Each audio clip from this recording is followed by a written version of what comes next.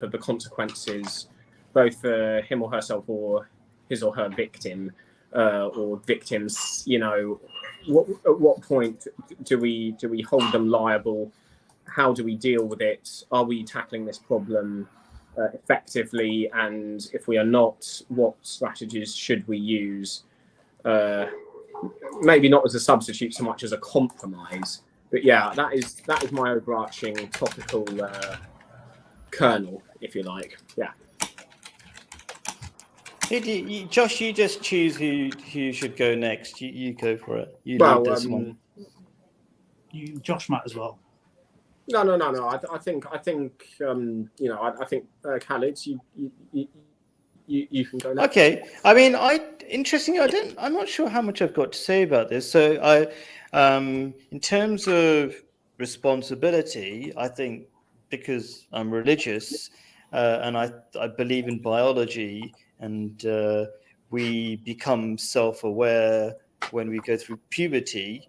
I think that's, if we can have some sort of marker age around that and say that's the point where you're taking responsibility.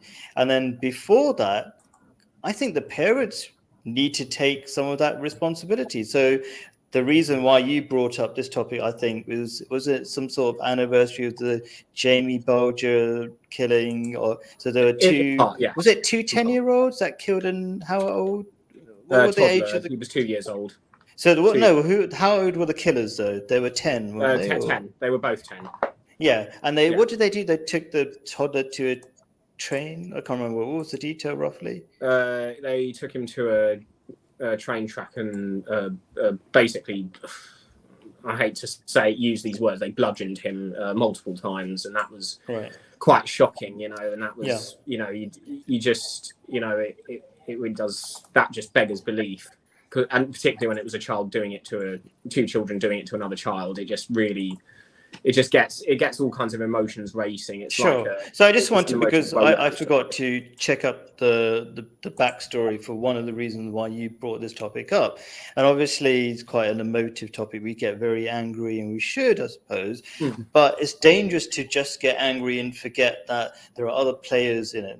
Where were the parents, right? And I mean, what kind of children do that unless they have serious mental health problems, right? So we've got to kind of look at the whole picture, and I think that's important. And I'm a really big fan. I don't know what the right word is, but I'm a big believer in looking at families and taking that, making sure the parents are taking responsibility for those situations where they really are young. And I'm not sure what else I've got to say about that. Yeah, so that's my bit. I agree with that position as far as in the Jewish faith is the same thing, is that the parents are responsible for the child's actions until puberty, especially until the age of manhood, which is 13 in our faith for the males, and 12 for the females. The parents are actually also responsible for the crimes. If the children commit crimes, the parents are held responsible until puberty. That's according to our laws, even, not just tradition. Yeah. Okay. Who wants to go next? Go on, Josh. You go. Go. No. Tasmin hasn't. No, I was asking Josh to decide who. So okay. Yeah. Yeah. So obviously, it's quite a complex issue, and there's not really a black and white answer to it. Obviously, children are born pure and precious. I do believe that children are born as kind of a blank slate, roughly a blank slate, and it's the way they develop is mainly, I think, to do with nurture rather than nature.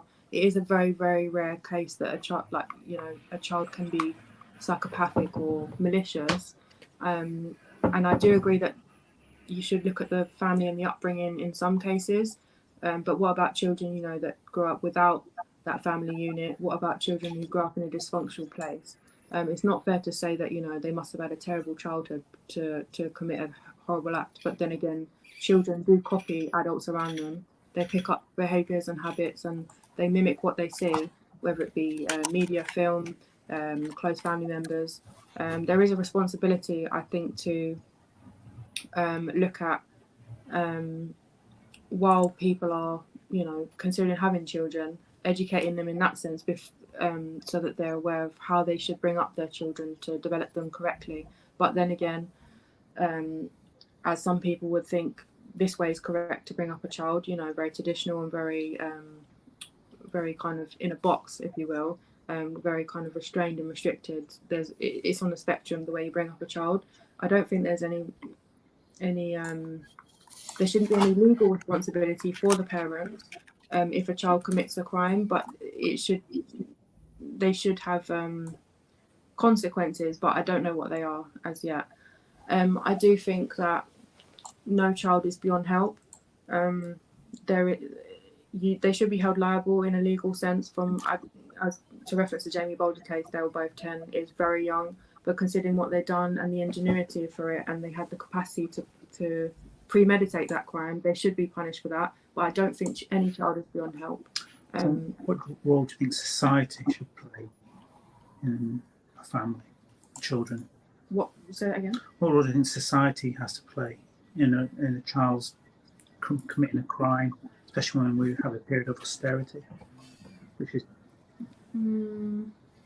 what role should society play? I think she made her points really well. I didn't think we needed. I think that although there is most children grow up with a family unit, I think there needs to be like community support, life lessons in schools, different contributions from like community centres or practical lessons of how to behave around people, like boundaries, consent, behavioural kind of lessons, if that makes sense. Because some children aren't taught right from wrong at home. Some children grow up in a way that's chaotic and they think that's normal, and then are thrust in society and think, hang on a minute, this is how I've always been, and suddenly it's wrong. And obviously social services is knackered, but there really needs to be money flooded into that, because there's a lot of children that are going down a bad path, but social services don't intercept because either no one brings it up, or social services are so underfunded, they just think they go for one visit, oh, it's fine, and then they leave. It is a really complex thing, but yes, children should be held responsible legally, and society needs to give children a break, I think, unless it's something completely catastrophic. I'm just going to read this just to end. One of my favourite writers, Dostoevsky, he written in one of his books, his great books, The Brothers Karamazov, it's love children especially, for they too are sinless like the angels. They live to soften and purify our hearts, and as it were to guide us.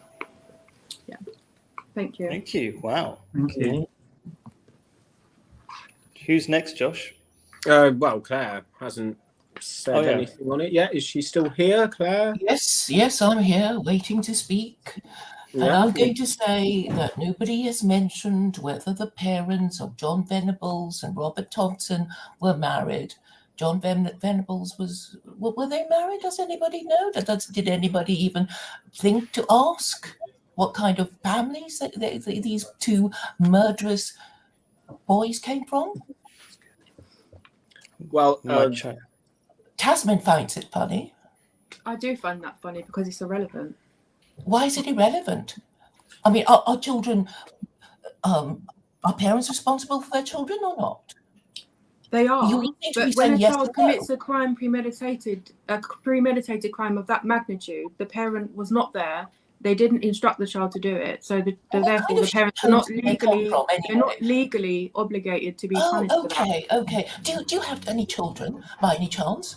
I think that's irrelevant. Okay. But let me just finish my point about the background of John Venables and Robert Thompson. Nobody even gave a damn. Nobody even checked up if their parents were married, what kind of homes they came from. I think you're deviating from the original question. No, it's a point. Let me make a point. Yeah. You can make a statement. Yeah. But it's Make your statement. No, I just think you're deviating from Josh's original question, is that should children be held legally responsible. Yeah, I'm saying, well, no, or their parents. We're not saying no one gives a damn about whether the parents. Yeah, it sounds like it. It's children. not my kid who got killed. Oh, doesn't matter. Let's forgive. Not even inquire into the shit background of. Oh, yeah, I bet all kinds of things have happened since then. But it's not your problem because it's not your kid. Yeah, keep waving it away. Dust. I mean, you're not parents, so you don't give a damn. So if somebody's kid gets murdered, you can just play these bleeding heart people who say, "Oh, just forgive everyone." Let's forgive on behalf of the victims of the murdered child, the parents. Let's just forgive because we're so liberal and everybody's so fine. So my point again is that. You still have. There is criminal responsibility because, as Sam says, in Judaism anyway, that 12 for women, 12 for females, 14 for boys is the age of criminal responsibility. They're responsible for their own sins. Otherwise, their parents are responsible for their sins. So I guess I think the best way of dealing with it is if your kid murders somebody else's kid, you get it in the neck. Then you might think of taking responsibility for the shit that your kids do.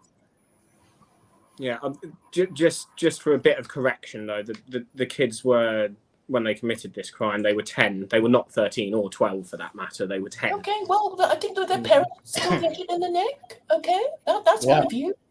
Okay, all right.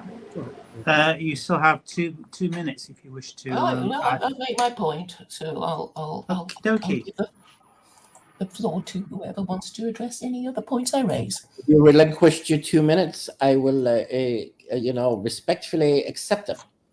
Yeah, go for it. Yeah, it's open.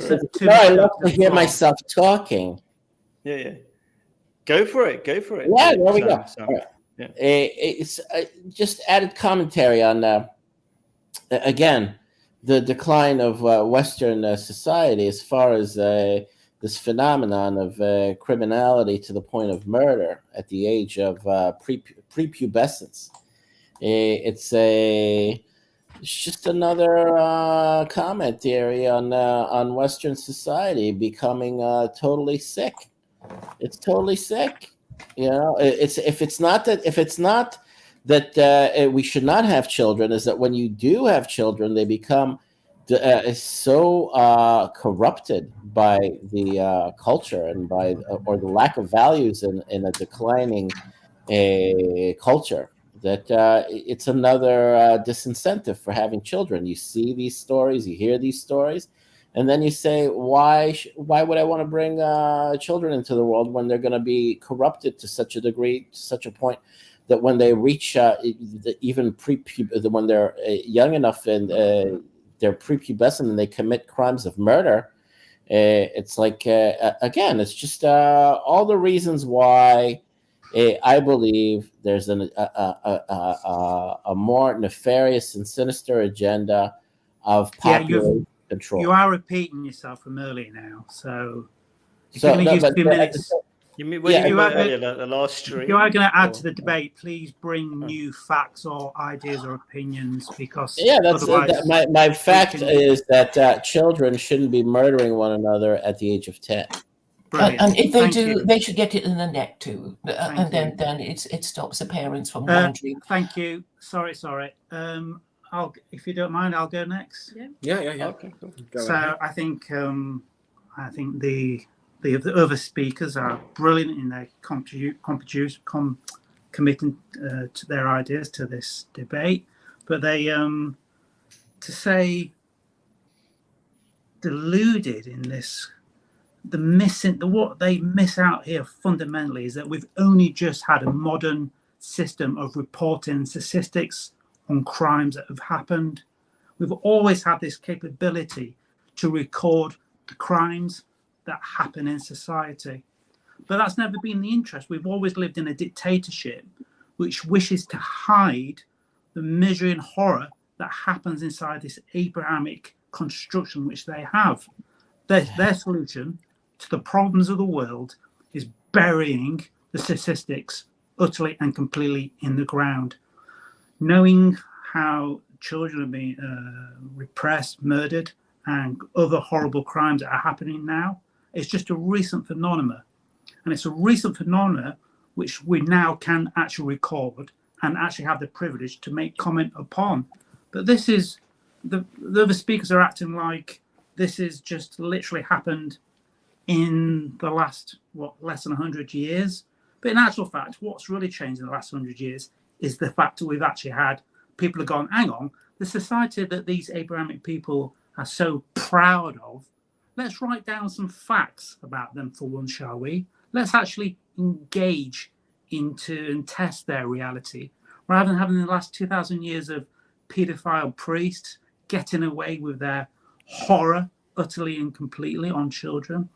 So the idea here that this is a recent phenomenon is just the grand illusion there, because what they're really saying is we've just recently had facts and figures where people like me, you, and the ladies and gentlemen on the other side of the TV screen there can actually make a comment on, where before they lived in a fantasy world told to them by their Abrahamic leadership, their priest, their Jewish leader, Christian leader, Catholic leader, who instructed them, life is beautiful, don't worry about what we're doing, just carry on regardless, and we'll worry about all the other things that are happening. And what they mean by that is we're going to throw all the information and statistics in the bin that contradict our reality. And that's been the last 2,000 years of reality. That it's done on purpose. We've always had for years capabilities of writing numbers down. It's interesting, the numbers that don't get written down are the ones that disagree with your so-called reality. So just getting back onto children, the case that Josh brings up, I do believe, as I said to him before, it's an extreme case, and a variant of such nature, it's very hard to comment upon. But the children did go to prison. Well, they went to an offenders institution. An offenders institution, which means prison for children. And nobody in their right mind would disagree with that. But I think what Tasmin said, which is that we need strong support structures around families and communities, support centres, NHS, communities, youth centres, play areas where children can play, and strong and profound education, and not from religious schools, which will just constantly breed into society this idea of we must just profoundly hate anything which is not us, which of course years to come will lead to future genocides and misunderstandings, which when you don't grow up with people that are different with you, then you're always going to have those misunderstandings, which is why multiculturalism is hated so much, because it's so much harder to kill somebody you grew up with. It's fundamentally harder to do that. So youth crimes, they're always going to happen, but they dramatically happen when austerity happens, which is what the Abrahamic leadership have always imposed on society, while their own children get to go to private schools, by the way. Let's not forget that. They get to go to privileged schools with proper education, proper education, that's there. And everyone else, I went to comprehensive, not that comprehensive, it wasn't comprehensive enough. And things like sex education must be taught, the diversity of it, because once we normalize that being human isn't a sin, guess what? We normalize humanity and the beauty that shines from that. Right, if I have 5 minutes, Callie, I think you're the only person that hasn't spoken. Is that correct? No, when I spoke, I only spoke for 1 or 2 minutes. Oh, Josh, sorry. I go for it. My bad. I'm terrible at this. Okay. So, summarise, yeah. Did you have 5 minutes? Yeah. Well, I did, yeah. All right, sorry. Callie, I've done my bit. So we just do 1 minute. Wait, Claire conceded her 2 minutes to me, but I didn't have my full 5 minutes. Oh, you didn't do your... Oh, okay, you didn't do Well, your 5 there you minutes. go. Go for it. You've got your 5 minutes, mate. Thank you very much for bringing that up. All right, so yeah, I'll hog more time now for my 5 minutes. Spiel. I think at this point, from having learned from both the public school system and parochial religious school that I went to as part of my upbringing and my schooling. I personally believe that I'm lucky that my son is in a school that teaches him religious values. Even though it is a public school, there is time to be taught the Hebrew scriptures in the school. It teaches him. The teachers actually do teach him the Hebrew scriptures as a part of our heritage, history, and ethics and morals. They do actually have these lessons taught to them in school, despite the fact that it's not a full-fledged religious education. I'm all in favor of it. Even my ex-wife is also in favor of it. The only ones in Israel that are opposed to religious schooling are the radical leftist, Marxist, communist, socialist radicals that want to make people, by means of coercion and guilt tripping them, sort of unhinged and without a mooring, without a foundation, without roots. This is Bolshevik indoctrination. It's all it is. It's Karl Marx, and Karl Marx, by the way, was an apparatchik of the Fabian Society in the 19th century. Again, all these Tasman mentioned oligarchs and controllers, and trying to get people put into their little niche, into their little box. I say these people are more diabolical by their pushing extremist Bolshevik ideology on the youth, and trying to rip them away from their traditions, their national and religious identity, for the sake of the how would Marx phrase it, the collective, or the what's the name that he gives aside from the bourgeois? There's the proletariat. For the proletariat. All right, it's just recycled crap from the 19th century that failed, that led to the deaths of tens of millions of people, that led to reactionary organizations like the Nazis and in Hitler. The Germans were provoked. They went through their hyperinflation, their degenerate Weimar Republic episodes, and that's how Hitler rose to power. And it's because I'm sorry, not all the Jews of Europe are guilty of this, but they caught the brunt of the backlash. But you did have provocateurs in Europe that were atheists, that promote the first transgender reassignment surgery. The subject is youth crime. Yeah. Okay. Well, I'm given time, and I have free time to speak. I'm going on. You don't have free time to speak. I'm going on my rant because it's connected to youth crimes. It's the youth crime. It's the degeneration of society It's the degeneration of society that has led to youth crime. Okay, I'm just explaining how we got here. All right, we youth crime, as you wanted to blame it on a lack of statistics. I disagree with you. I say that religious values and teaching a responsibility and fear of God and shame has its place. All right, even though these crimes may have been committed in throughout history, whether reported or unreported, it was not as brazen and as shameless as it is today. Society has become degenerate and shameless, and that is why you're getting this phenomenon repeating itself in a brazen manner. When you disconnect all your moorings, all your anchors, all your foundations, this is when you get the sick culture we're living in today. Okay. Bolshevism is evil. Thank you for that segue. Right. So, who would like to? you want to go first? And since it's your, I'll probably go last. All I right. don't find it Round fun, up. actually. who wants to go first? Volunteers? Should I? I'll go first. Okay. So what I want to say might sound a bit weird, but I agree with everybody because I think everybody's essentially said a lot of similar things, and they are that we should have some sort of moral teaching. Because I think Taz, you said that. Sam said that as well.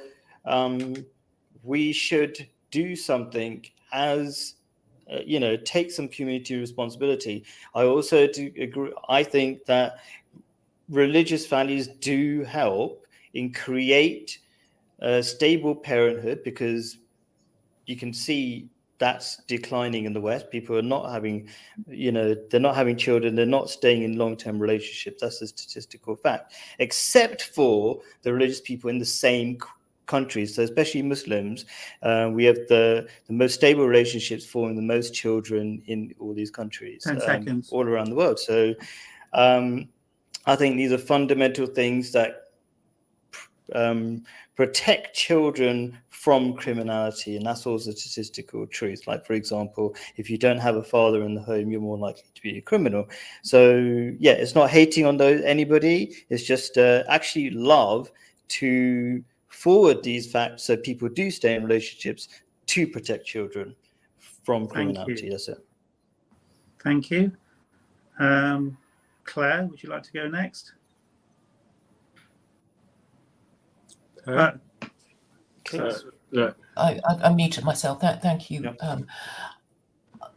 I'm just going to say that children will be learning.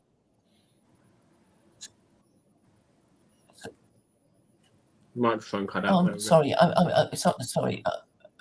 Sorry. Somebody came on and that distracted me. So I'm saying that children will obviously need some kind of moral teaching, but unfortunately most adults are bereft of moral teaching because although Anglicanism is the official religion of Britain, nobody really believes in it. Everybody openly mocks it. So the church is in fact irrelevant. And I think Dulce is quite right to mock the irrelevance of the church and what they got away with. And I think it is time to have a new moral system that actually is enforced by law. So morality isn't just a subjective 10 thing, seconds. a feeling that you think is wrong. It has to be a system of rules that people know is enforced by law, and that would prevent juvenile delinquency and child criminality. Thank you very much. Josh? No, you want to go last? Are you ready or should I go? You go. Okay, well, let me start the clock. Again, it's this fallacy which is prevalent amongst religious people, which is that history only started less than 100 years ago. And throughout that period, it was all perfection. But as again, we don't know, because guess who burnt all the records about youth crime in the past? It was all done by the religious leaders who did unspeakable acts against children. For youth crime to diminish, there's always going to be youth crime. No one's arguing that you can stop that. But what there should definitely be is strong youth groups, money dedicated to the improvement and letting children go out into the countryside and the holidays, because a lot of children can't afford that.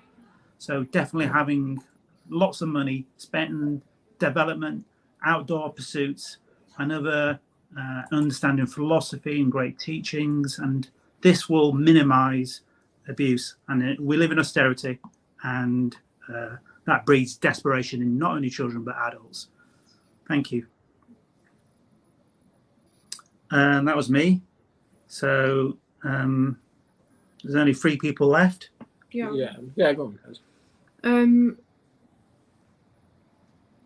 So obviously, child criminals are rarer than adult criminals. It's quite a rare, I wouldn't say rare thing, but children generally aren't criminals by nature. They're not,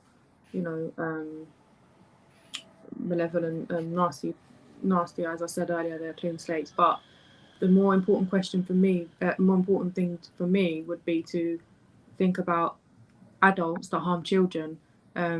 It's all well and good, we want children to be protected in the community and have social groups and lessons and camps, like things in the countryside, like you were saying. But what about, are children going to be safe with adults in these things, particularly in, there's a lot of scout leaders or church groups. It's prolific. God knows how many priests have been paedophiles or leaders or cult leaders. Doesn't need to be religious, but the people that tend to get in a position of authority to to run a children's group, to think, oh, look at me, I'm such a lovely person. Those are the people in power that can abuse children, and that's a more important thing than children being criminals. It's the people that are criminal against children. Thank you. I think we have two people left. So, Sam, would you like to? Yeah, staying on the subject. Go. You've got 1 minute. Staying on the subject of what is it? Child crime. Yeah, youth crime. Okay, youth crime, child crime, youth crime. It's all as a consequence and a symptom. Again, I'm staying on topic. Youth crime is a symptom of the decline of Western civilization. It's just a major symptom of the decline of Western civilization when you have crime in general on the rise, and youth crime is a more exaggerated form of a crime that is on the rise.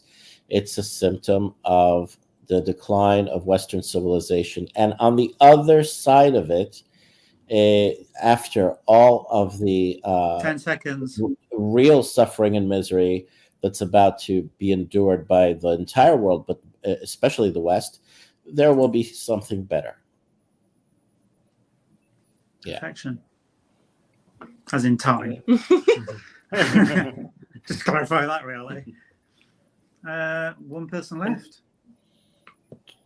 Josh, I'm guessing, or not? Or Yes. I think that, in cases as bad as the Bolger case, I think for things like murder, or like if premeditation can be proven, or is more or less can be more or less proven, I think that 10 is round about the appropriate age, but only for the most severe of crimes. I think that it should be stratified, and I think more than anything else, it's telling that we expect children to know what's legal and illegal, like what's no big deal and what's simply being naughty and what's really serious. It's really telling that we expect them to know all that by the age of 10. Obviously, I'm not talking about murder. I'm talking about various other crimes, but lesser crimes. But it's very telling indeed that we expect them to know exactly what's illegal and illegal, and yet we don't actually teach them law or criminology or anything like that until the age of 16, 6 years after you can be held legally responsible.